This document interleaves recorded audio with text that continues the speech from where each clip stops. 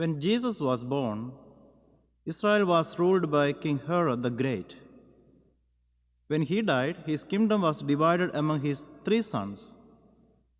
Herod Antipas was one of his sons who became the ruler of Galilee and Perea. He is also known as Herod the Tetrarch, which means he rules a quarter of the entire territory. He was married to a Nabatean princess, but he divorced her in order to have Herodias as his wife.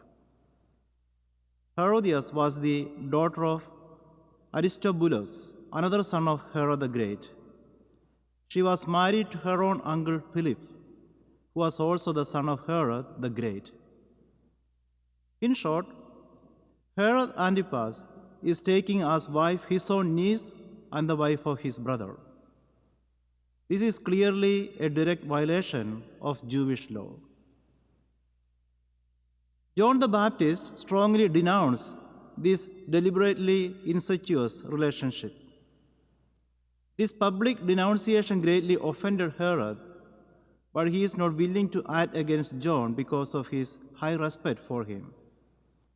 He also feared John, being so popular with the people who regarded him as a prophet. The most he could do was to arrest him upon the instigation of Herodias. But even when John was in prison, Herod loved to listen to him, though he was much bothered by his preaching. It was Herodias, however, who really wanted to get rid of John. The Gospel today tells us how she successfully managed to have John beheaded in prison. John is the precursor of Jesus in announcing his coming, but he is also the precursor of Jesus in death, that is, by giving up his life for God's kingdom. He and so many others were killed for being faithful to the truth.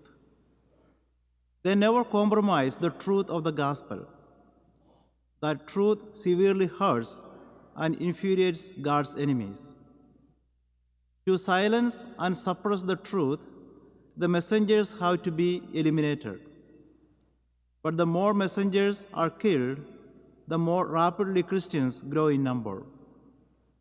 Hence, the early Christian writer Tertullian said, "The blood of martyrs is the seed of Christians."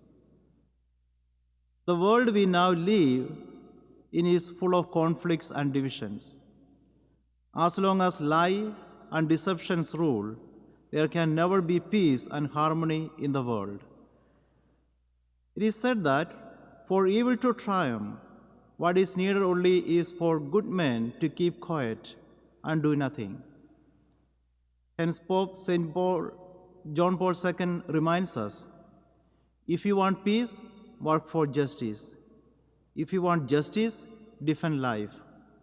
If you want life, embrace the truth revealed by God.